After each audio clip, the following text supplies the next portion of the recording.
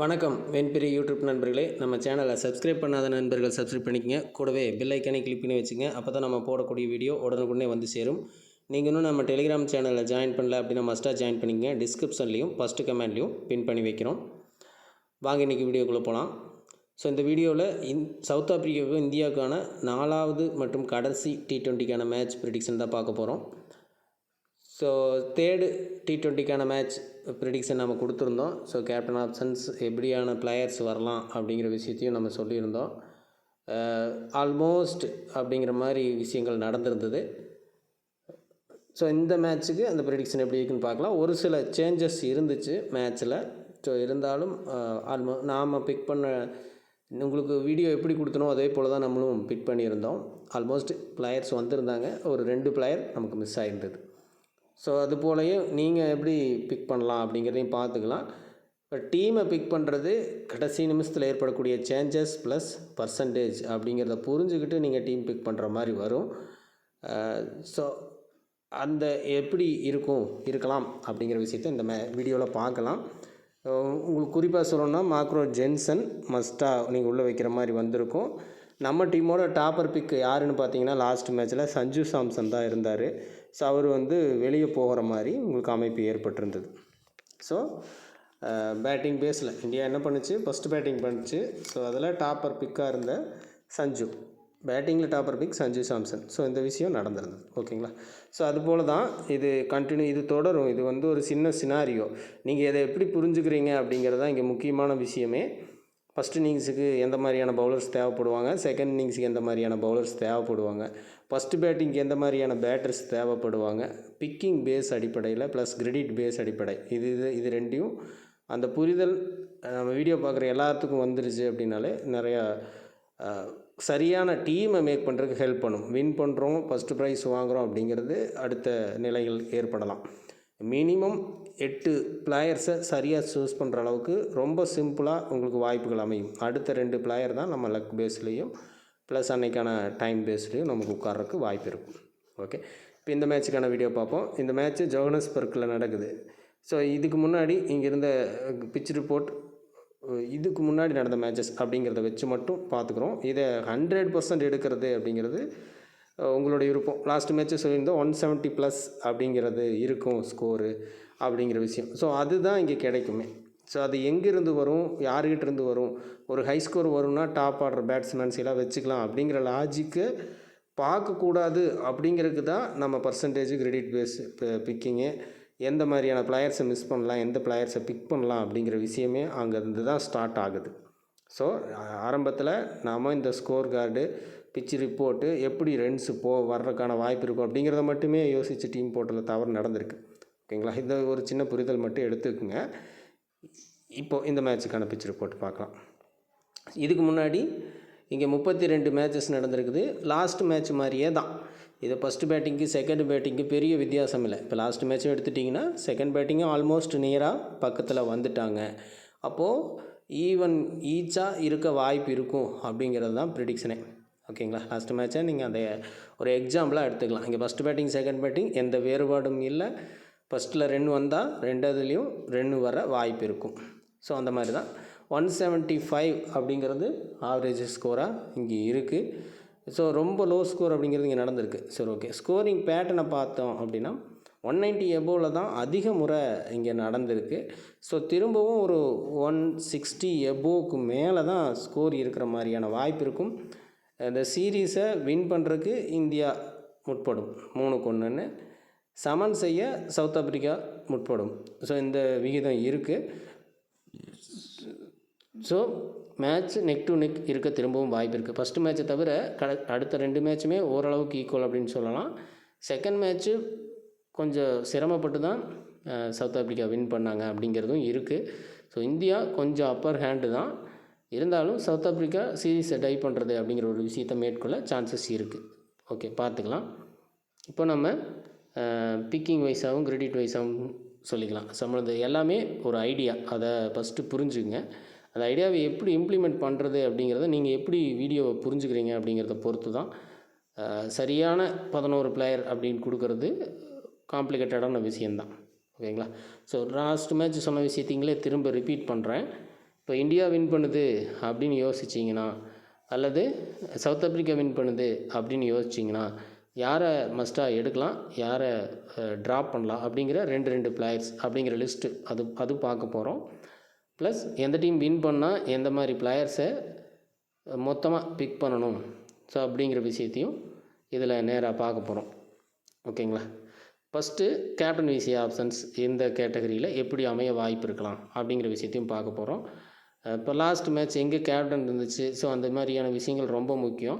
இப்போ சிம்பிளாக 2 வகையாக கேப்டன்சியை நீங்கள் எங்கே இருக்கலாம் அப்படிங்கிறத டிசைட் பண்ண ஒரு சான்ஸ் இருக்கும். ஸோ ஓடிஐக்கு இது தனியாக வீடியோ போடணும்னு சொன்னேன் இல்லையா, அது கூட சம்மந்தப்பட்ட ஒரு விஷயம். டாப் கேப்டன் லாஸ்ட் மேட்ச் எங்கே இருந்துச்சு அப்படின்னு சொல்லி பார்த்துட்டிங்கன்னா தெரியும், சஞ்சு சாம்சன் இருந்தார். ஸோ அதை சார்ந்த மாதிரி தான் கேப்டன் வந்துச்சு. ஒரு பேட்டிங் பேஸில் இருக்கக்கூடிய ஒரு பிளேயரை கேப்டனாக யூஸ் பண்ணியிருக்காங்க. பேட்டிங் பேஸில் தான் லாஸ்ட் மேட்சும் கேப்டன் வந்திருந்தது. திலக் வர்மா பிக்கிங் அடிப்படையில் லோ பிக் அப்படிங்கிறது மட்டும்தான் வித்தியாசமே ஒழிய, பேட்டிங் பேஸில் கேப்டன் வந்துச்சு, பேட்டிங்க்கு வந்திருந்தது. ஸோ இந்த மேட்ச்சு டாப் கேப்டன் ஆல்ரவுண்டரில் இருக்குது. ஆன் டைம்லேயும் செக் பண்ணிக்கங்க, மேபி இது சேஞ்ச் ஆகலாம். இந்தியா ஃபஸ்ட்டு பேட்டிங் பிடிக்குதுன்னா திரும்பவும் சஞ்சு கூட ஹை கேப்டனாக மாறுறதுக்கான வாய்ப்பும் இருக்கும். இப்போதைய கண்டிஷனில் ஆல்ரவுண்டரில் டாப் கேப்டன் இருக்குது. ஆல்ரவுண்டர்லேயே தான் அதே பிளேயர் தான் டாப் விசியாகவும் இருக்குது. ஸோ இது ஒரு பாயிண்ட்டு. இது முன்னாடி வீடியோ பார்த்தவங்களுக்கு புரியும். புதுசாக ஒரு சிலர் சப்ஸ்கிரைப் பண்ணி ஜாயின் பண்ணியிருப்பீங்க. ஸோ அவங்களுக்கான விஷயம் இது. ஓகேங்களா? ஸோ இன்றைக்கி ஆல்ரவுண்டரில் இருக்குது.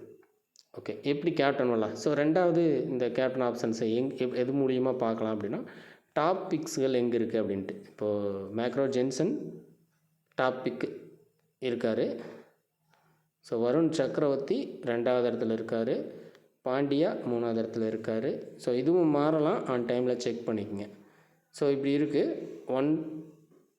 ஸோ எக்ஸாம்பிளுக்கு நோட்டீஸ் பண்ணணுன்னா, ஃபஸ்ட்டு பிக்கு, செகண்ட் பிக்கு, தேர்டு பிக்கு, 4th பிக்கு.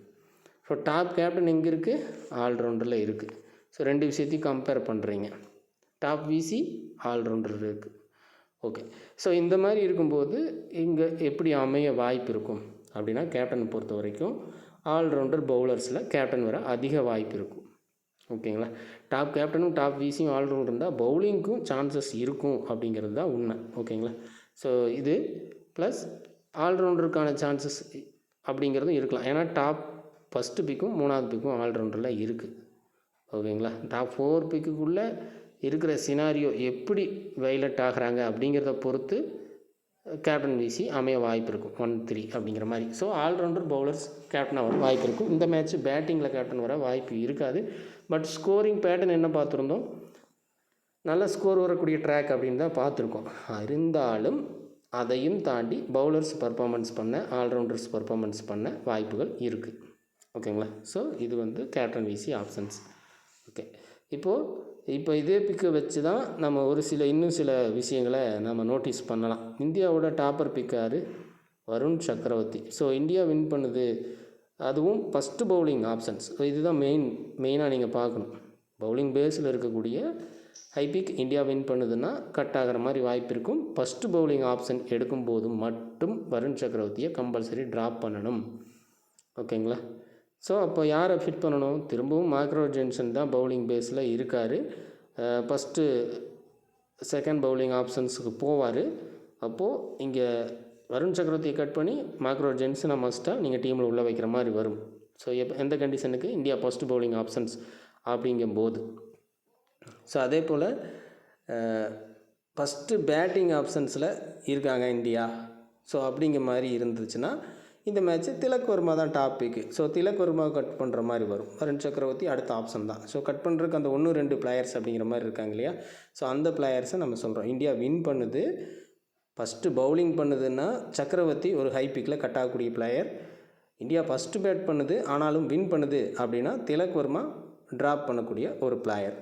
ஸோ இந்த 2 ஆப்ஷன்ஸ். இதே போல் ஃபஸ்ட்டு ட்ராப்டு பார்த்துக்கலாம்.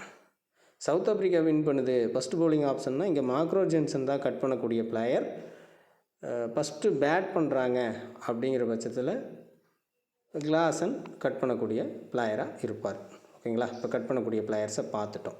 ஸோ இந்தியா ஃபஸ்ட்டு பவுல் பண்ணுறாங்கன்னா வருணை நம்ம கட் பண்ணுறோம். அப்போது அந்த இடத்துல இந்தியாவில் இருக்கக்கூடிய லீஸ்ட் பர்ஃபார்மன்ஸாக இருக்கக்கூடிய பிளேயர்ஸ் வின் ஆனாலும் லாஸ் ஆனாலும் அப்படிங்கிற மாதிரி கூட சில நேரங்கள் அமையும். லாஸ்ட் மேட்ச் ஏ சிமலேன் அப்படிங்கிற பிளேயர் உள்ளே வந்திருந்தார். நம்ம டீமில் ஃபிட் பண்ணியிருந்தோம். அவரை கூட விசி ரேஞ்சுக்கு கூட நம்ம ட்ரை பண்ணியிருந்தோம். ஸோ அதே போல் தான் இந்தியா ஃபஸ்ட்டு பவுலிங் பண்ணுறாங்க. வின் ஆர் லாஸ் மேட்ச் ஈக்குவலாக போகிற மாதிரி கான்செப்ட் இருக்குது. ஸோ அப்படி நடந்துச்சு அப்படின்னா ரவி பிஷ்னாய் இந்த மேட்ச் உள்ள வர்ற மாதிரி இருக்கும். அதர்வைஸ் யாஸ் தயால், வைசாக், விஜயகுமார் யாராவதுக்கு வாய்ப்பு கொடுக்குறாங்க அப்படின்னா அவங்கள ஃபிட் பண்ணுங்கள். ஸோ இது இந்தியா ஃபஸ்ட்டு பவுலிங்கில் அப்படிங்கிற மாதிரி. அதே போல் தான் சவுத் ஆஃப்ரிக்கா ஃபஸ்ட்டு பவுலிங் ஆப்ஷன்ஸ்னால் திரும்ப இங்கே எந்த பிளேயர் இருக்கிறாங்களோ எல் சிபல்மா அந்த பிளேயரோ அல்லது ஏ சிமலோன் இந்த பிளேயரில் யாராவது ஒரு பிளேயர், 2 பேரும் ஆல்மோஸ்ட் லோ பிக்காக இருக்காங்க. ஸோ இந்த 2ல் ஒரு பிளேயர் சூஸ் பண்ணுற மாதிரி வரும். ஓகேங்களா? ஸோ இங்கே இதே மாதிரி தான் இங்கே ரவி பிஷ்னாய், ரமன்தீப் சிங். ஸோ ரமன்தீப் சிங்க்கு பவுலிங் ஆப்ஷன்ஸ் இருந்துச்சு அப்படின்னா நீங்கள் ட்ரை பண்ணி பார்க்குற மாதிரி வரும் ஃபஸ்ட்டு பவுலிங்கில். ஸோ இங்கே இதுதான் முக்கியம். நம்ம லோ பிக் வரும் அப்படிங்கிறோம், அவங்களுக்கு ஆப்ஷன்ஸ் எப்படி இருக்குது அப்படிங்கிறதையும் பார்க்கணும். மேபி சில நேரங்களில் இந்த மாதிரி அன்எக்ஸ்பெக்டடாக இருக்கக்கூடிய பிளேயர்ஸுக்கு வாய்ப்பு கொடுப்பாங்க. பட் மேபி லெவல்ஸில் சேஞ்ச் ஆக அதிக வாய்ப்பு இருக்கும். ஸோ அந்த இடத்துல யாஸ் தயாலோ, வைசாக், விஜயகுமாரோ வர்றதுக்கும் வாய்ப்பு இருக்கலாம். ஸோ இப்போ ஃபிட் பண்ணலாம் அப்படிங்கிற பிளேயர்ஸை சொல்லிட்டோம். ஃபஸ்ட் இன்னிங்ஸ் பவுலிங் அப்படின்னா பவுலர்ஸை லோ பிக்கில் இருக்கக்கூடிய பவுலர்ஸை அந்தந்த டீமில் ஃபிட் பண்ணுங்கள். இதே இது பேட்டிங் ஆப்ஷன்ஸ் அப்படின்னா இப்போ இந்தியா ஃபஸ்ட்டு பேட்டிங் பண்ணுறாங்க அப்படின்னா லீஸ்ட்டாக இருக்கக்கூடிய 2 பேட்டர்ஸ், இப்போ ஆல்ரவுண்டர்லேருந்து பேட்டிங் வரக்கூடிய பிளேயர்ஸையும் கணக்கில் பார்க்கணும். 42, ரிங்கு சிங் 11. ஸோ இந்த 2 பிளேயர் தான். ஸோ ஏதாவது ஒரு பிளேயர் லாஸ்ட் மேட்ச் இதே மாதிரி தான் அக்சர் பட்டேல் பிக்கிங் வைஸாக கம்மியாக இருந்தார், ட்ரீம் டீம் என்ட்ரானர். ஸோ இங்கே ரமன்தீப் சிங், அக்சர் பட்டேல், ரிங்கு சிங். ஸோ இந்த 3 பேர்த்தில் ஏதாவது ஒரு பிளேயரை கம்பல்சரி உங்கள் டீமில் ஃபிட் பண்ணுற மாதிரி வரும். அதிகப்படியான சான்ஸ் ரிங்கு சிங், ரமன்தீப் சிங். ஸோ இந்த 2 பேர்த்தில் ஒரு பிளேயர் ஃபிட் பண்ணுறது அப்படிங்கிறது பெஸ்ட்டு டீமாக மேக் பண்ண வாய்ப்புகள் அளிக்கும். ஓகேங்களா? இதே போல் சவுத் ஆஃப்ரிக்காவில் ஃபஸ்ட்டு பவுலிங் ஆப்ஷன்ஸில் இருக்காங்க அப்படின்னா, சரி ஃபஸ்ட்டு பேட்டிங் ஆப்ஷன்ஸில் இருக்காங்கன்னா இங்கே இருக்கக்கூடிய பிளேயர்ஸில் லோ பிக்காக இருக்கக்கூடிய மில்லர், ரீசா ஹெண்ட்ரிக்ஸ் ஏதாவது ஒரு பிளேயரை நீங்கள் டீமில் என்டர் பண்ணுற மாதிரி வரும். அதுவும் அவங்க வின் பண்ணுறாங்க அப்படிங்கிற பட்சத்தில் இது எல்லாமே ஓரளவுக்கு 6:5, 5:6 அப்படிங்கிற ரேஷியோவில் வரும்போது, ஸோ இல்லை இது 8:3, 7:4 அப்படின்னு போகுதுன்னா இந்தியா சைடு போடுறீங்கன்னா இந்தியாவிலிருந்தே அந்த பிளேயர் வர்றதுக்கான வாய்ப்பு இருக்கும். இப்போது அக்சர் பட்டேல் மட்டும் இங்கே ரீசா ஹெண்ட்ரிக்ஸ், மில்லரில் யாருமே வராத கண்டிஷன் இதுவும் நடக்கிறதுக்கு வாய்ப்பு இருக்கும். ஸோ இருந்தாலும் லோ பிக்ஸை இன் பண்ணுறது 5 பிளேயர்ஸ் வரைக்கும் இருக்கணும் இல்லையா? அதில் ஹை பிக்கில் மினிமம் ஒரு பிளேயர் அப்படிங்கிறத நம்ம கொடுத்துட்டோம். ட்ராப் பண்ணலாம் அப்படிங்கிற மாதிரியான பிளேயர்ஸை ஒன்று தான் கொடுத்துருக்கோம். மீடியம் ரேஞ்ச் பிக்கில் இனி எப்படி இருக்கும் அப்படிங்கிறத பார்த்துக்கலாம். மீடியம் ரேஞ்ச் பிக்கு 2 டீமையும் கலந்து யூஸ் பண்ணுங்கள். ஓகேங்களா? ஸோ இப்போ கேப்டன்ஸ் எங்கே வருது அப்படிங்கிறத யோசிக்கிறோம். பவுலிங்கில் வருது. ஸோ 2 வராதா? அப்போ பவுலிங்கில் பேட்டிங்கில் பர்ஃபார்மன்ஸ் இருக்காதா அப்படின்னா மாறும். நல்லா விட்டு பாருங்கள். இந்த மேட்ச்சு டோட்டலாகவே உங்களுக்கு பேட்டிங்கில் 2 வருது, பட் மிடில் ஆர்டர்கிட்டருந்து 2 வருது. ஸோ விக்கெட் நிறையா போகுது, பட் டாப்பர்கிட்டேருந்து 2 வந்துட்டு அதுக்கப்புறம் விக்கெட் போகிறது. ஸோ இந்த விஷயம் நடக்க வாய்ப்பு இருக்கும். அப்புறம் கிரெடிட்டை பேஸ் பண்ணி யோசிச்சிங்க அப்படின்னா ஃபஸ்ட்டு மேட்ச்சு ஒரே ஒரு பிளேயர் சஞ்சு இல்லை 9 கிரெடிட்டை பொறுத்த வரைக்கும் ஒரே ஒரு பிளேயர் உள்ளே வந்திருப்பாங்க. 2வது மேட்ச்சு கிரெடிட்டெல்லாம் நிறைய சேஞ்ச் ஆகிருக்கு. 2வது மேட்ச்சு கிளாஸனும் கார்த்திக் பாண்டியாவும் உள்ளே வந்திருக்காங்க. இவங்க இப்போது கிரெடிட்டில் நீங்கள் ஸ்டப் பண்ணி பார்த்தீங்க அப்படின்னா சூரியகுமார் யாதவ், கார்த்திக் பாண்டியா ஹை கிரெடிட் இருக்கக்கூடிய பிளேயர்ஸ். ஒரு எக்ஸாம்பிளுக்கு சொல்கிறேன், மற்ற கிரெடிட்டெல்லாம் நீங்கள் இதே மாதிரி யூகிச்சுக்குங்க. ஒரு பிளேயருக்கான வாய்ப்பு அப்படிங்கிறது தான் இப்போ வரைக்கும் இருக்குது. ஸோ இந்த பிளேயர்ஸில் கேப்டன் விசி அப்படிங்கிறதையும் ட்ரை பண்ணி பார்க்கலாம். ஓகேங்களா? ஸோ பட் பேட்டிங்க்கு கேப்டன் இல்லை அப்படிங்கிறதுனால சூரியகுமாரை நம்ம ட்ரை பண்ண முடியாது. பாண்டியா வேணால் நீங்கள் ரிஸ்கியாக ஒரு மேட்ச்சுக்கு ட்ரை பண்ணலாம். ஸோ அதர்வைஸ் பவுலிங்கில் ட்ரை பண்ணி பார்க்கலாம். ஓகேங்களா? ஓகே. ஸோ இப்போ லோ பிக்கு எப்படி பிக் பண்ணலாம் அப்படிங்கிறது அந்த 1-2 பிளேயர்ஸ் எக்ஸாம்பிள் சொல்லிட்டோம். பேட்டிங் பேஸில் யாரை மிஸ் பண்ணலாம், எந்த டீமுக்கு ஃபேவர்னால் யாரை ஃபிட் பண்ணலாம் அப்படிங்கிற ஆப்ஷன்ஸும் நம்ம கொடுத்துட்டோம். இப்போ பேஸாக இந்தியாவை பேஸ் பண்ண ஒரு சின்ன ஒரு சாம்பிள் டீமாக நம்ம எடுத்துக்கலாம். இதில் 2 வகையாக நம்ம பிரிக்கணும். நான் இந்தியா ஒரு எக்ஸாம்பிளுக்கு பவுலிங்கில் கேப்டன் சான்ஸ் அப்படிங்கிற மாதிரி ஃபீல் இருக்குது, அல்லது ஆல்ரவுண்டர் அப்படிங்கிற மாதிரி இருக்குது இப்போ இருக்கிற பிக்கிங்க்கு தகுந்த மாதிரி. ஸோ அப்படி இருக்கும்போது இந்தியா ஃபஸ்ட்டு பேட்டிங் பண்ணி வின் பண்ணுறாங்க அப்படிங்கிற மாதிரி யோசித்தா யோசித்தா ஃபஸ்ட்டு பேட்டிங் பண்ணி வின் பண்ணுறாங்க. ஸோ அது தெளிவாக புரிஞ்சுக்கணும். அப்போ வந்து நம்ம இங்கே திலக்கை கட் பண்ணலாம் அப்படிங்கிறது இங்கே லாஜிக். இப்போ சஞ்சு ட்ரை பண்ணுங்கள், மிஸ் பண்ணுறதும் பண்ணலாம், தவறில்லை. ஸோ இங்கே சூரியகுமார், அபிஷேக் சர்மாவில் ஒரு பிளேயரும், ரிங்கு சிங்கை நம்ம ரிஸ்கியாக எடுக்கிறோம், விக்கெட் விழுந்து 2 வருது அப்படிங்கிற மாதிரியான ஒரு அமைப்புக்கு. ஓகேங்களா? ஸோ ஒரு சாம்பிளுக்காக இப்போ இந்தியா செகண்ட் பவுலிங் பண்ணும்போது, ஸோ ஃபஸ்ட் பவுலிங் ஆப்ஷனில் ஜென்சன் எடுக்கிறோம். செகண்ட் பவுலிங் பண்ணும்போது இங்கே வருணை கட் பண்ணணும் அப்படிங்கிற கட்டாயம் இல்லை. என்ன காரணம்னு கேட்டிங்கன்னா, ஃபஸ்ட் இன்னிங்ஸ் பவுலிங்கில் தான் நம்ம கட் பண்ணுற மாதிரி வரும். இப்போ செகண்ட் இங்கே பேட்டரை கட் பண்ணியாச்சு. ஸோ வருணை நீங்கள் பிக் பண்ணுறதும் இல்லை மிஸ் பண்ணி வேறு பிளேயரை பிக் பண்ணுறதும் ஓகேவாக இருக்கும். ஸோ இந்த இடத்துல அந்த லாஜிக் உட்காராது. ஸோ லோ பிக் பிளேயர்ஸோட பர்ஃபார்மன்ஸ் வேணும். அதனால் ரவி பிஷ்னாயை நம்ம டீமில் எடுக்கிறோம். ஸோ இங்கே வந்து பாண்டியா, அக்சர் பட்டேல் அல்லது ரமன்தீப் சிங் அப்படிங்கிற மாதிரி நம்ம யோசிக்கலாம். ஸோ கிட்டத்தட்ட 6 பிளேயர் வரைக்கும் இதுலேயே நம்ம எடுத்திருக்கோம். ஸோ இந்த மாதிரி ஒரு செட் பண்ணி பார்க்கலாம். ஸோ இதில் இந்த அபிஷேக் சர்மாவை நீங்கள் ரிஸ்க் எடுக்கிறீங்கன்னா, இப்போ 2 9 கிரெடிட் எடுத்துருக்கோம் இல்லையா? ஸோ இந்த இடத்துல பாண்டியாவை சூரியகுமாரை விட்டுட்டு அபிஷேக் சர்மா அப்படிங்கிற மாதிரி கூட நீங்கள் ட்ரை பண்ணி பார்க்கலாம். ஸோ இது ஒரு எக்ஸாம்பிளுக்கான ஒரு சாம்பிள். ஓகேங்களா?